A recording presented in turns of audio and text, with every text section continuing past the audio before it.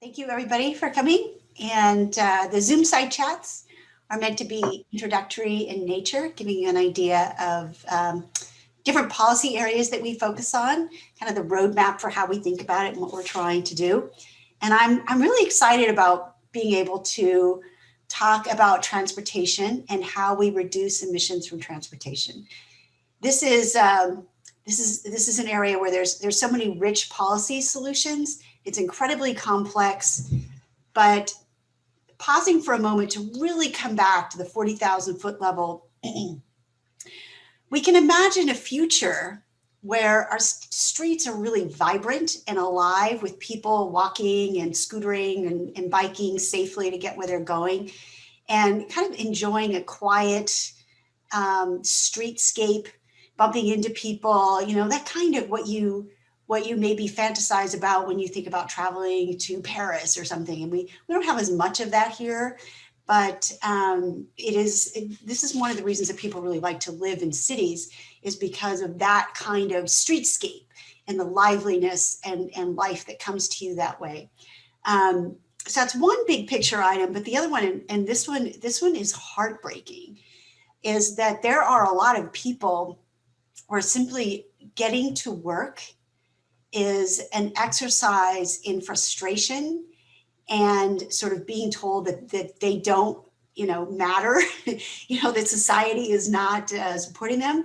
And I was in a session one time where a few people were talking about very specific examples of this and going through really harrowing stories about how it takes them 2 hours each way to get to work because of the big boulevards that are super with fast speed limits that they have to cross. So they have to walk like up to a mile, 2 miles out of their way to find a safe place to cross. It's like all the forces working against them.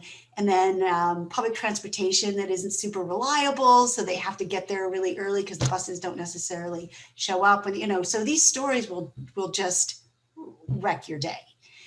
So in solving the problem from a climate perspective, when we start with equity as a starting point, we can kind of rethink the way we think about moving people around completely towards this future of more vibrant places to live and places where maybe you don't live next to one of these like super dense service areas, but it's pretty straightforward to get there. And we just rethink the way that we are developing.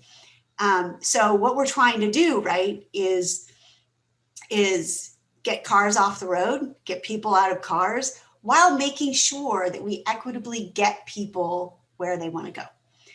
So that really means kind of throwing everything up in the air and rethinking about how we design our streets. Because right now, when you think of a street, I suspect the first thing you're going to think about is a car. So streets and all of that infrastructure is in service to cars. Parking is in service to cars.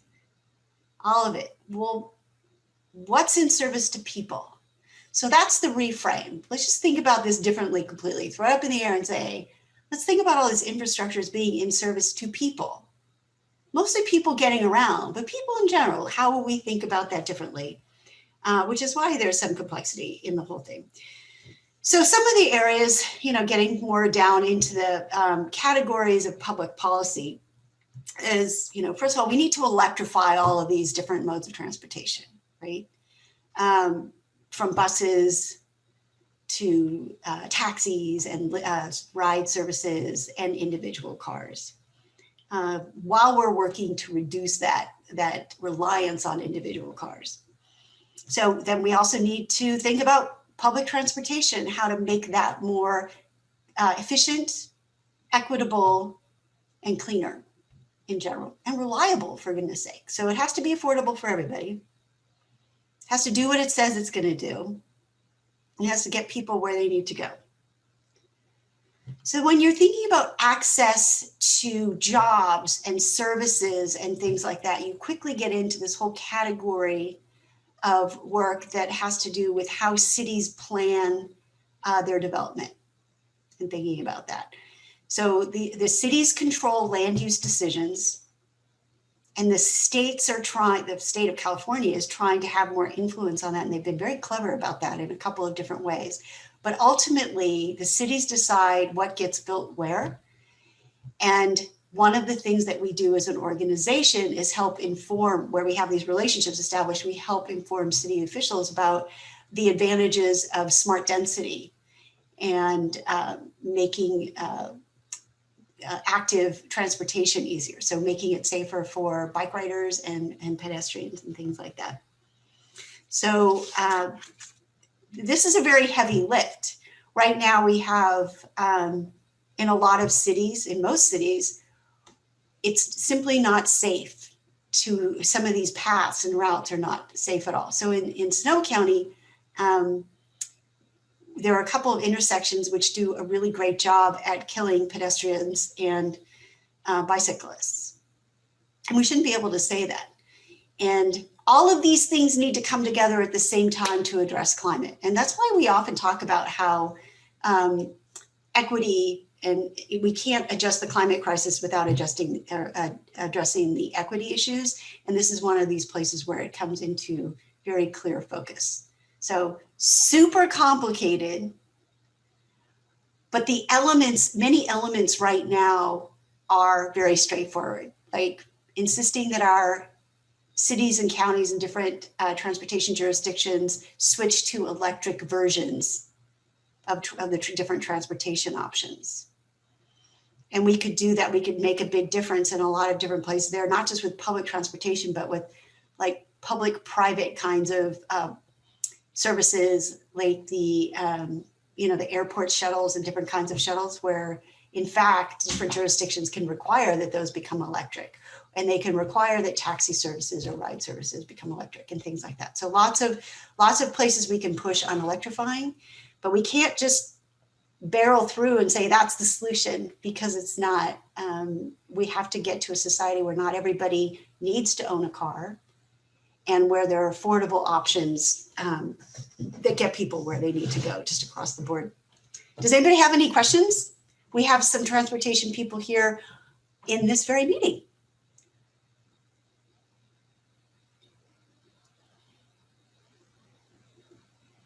We should have seeded some smart questions. Jack, what did I forget? Well, I agree with everything you said, but I would have to. I had some thoughts while you were talking about, well, but what about this and what about this, and so I don't know. I don't really necessarily have any contradictions to what you said.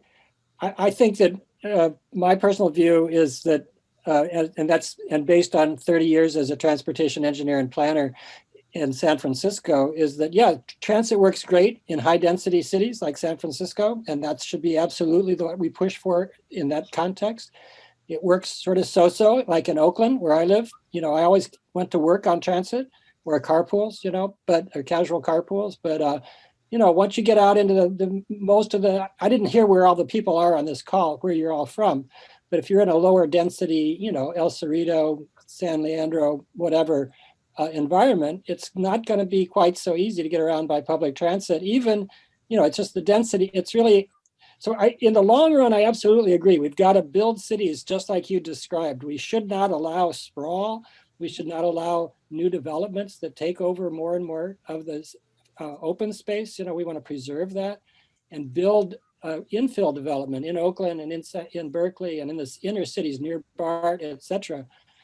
But that's going to be a long-term project. And so I agree with you that we've got to electrify everything in the meantime, and all the other, that's kind of the main thing I'm focusing on, is just making sure we get rid of gasoline cars ASAP. Everything we can do to get rid of gas cars. And if you're in a position where you can take transit and don't need a car, great.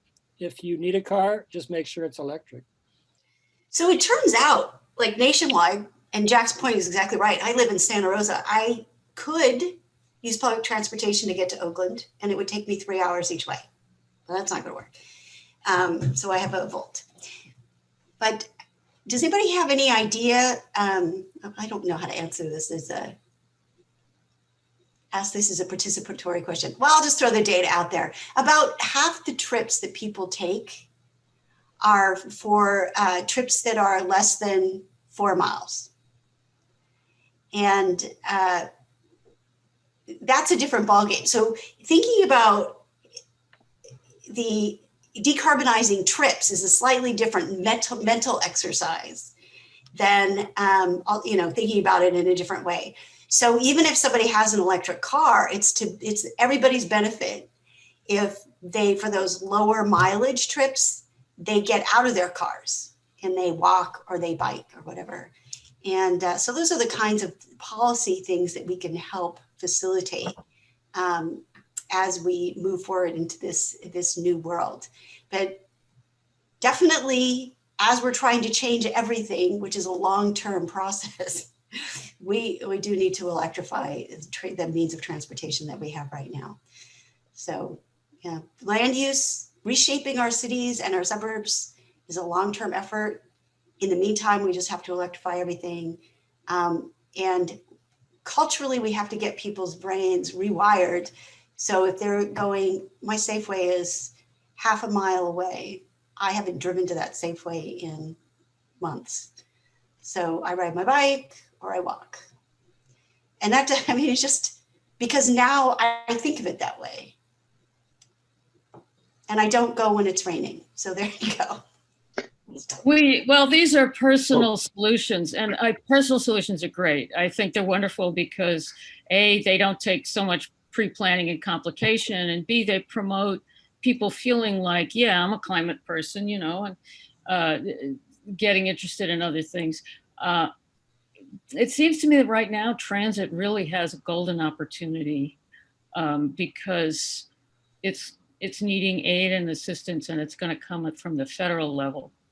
And so we can get some transit going. And Jack's right, it won't be as convenient perhaps in the rural areas. You probably still have to get there, get to the transit stop, you know, but we can reduce a lot of that great mileage transit. And yeah, what you were saying, Laura, I was just looking today at some data that even if a person starts biking maybe once a week, it's, you know, one car trip turns into a bike trip once a week, that'll have a significant effect. So, you know, I think getting municipalities to encourage bikes, such as like subsidizing the e-bikes so that they're really available to people, you know what I'm saying? That kind of thing, I think quite helpful. Yeah, the Air District has an e-bike subsidy program. Such as it is, yeah. Yeah, I mean, it's right. Yeah. Okay. So, but I mean, really what we're talking about is shifting, you know, using policy to shift mindsets. And as we are electrifying, to Jack's point, as we're electrifying the fleet across the board, everything, we also have to work at getting people out of cars. And what does that mean? And what does it mean to provide affordable, clean mobility solutions to everybody, so that we're addressing the inequity that exists today? So this is a complicated thing, and we're picking at the threads and we're working on it. And you can tell that we have a team of people who've been thinking hard about it. But if we don't start rethinking our land use decisions now, you know, when it takes a decade or two or more to reshape our environment, then we're going to be even more, you know, decades behind. So all of this, all at the same time, that's the problem with climate.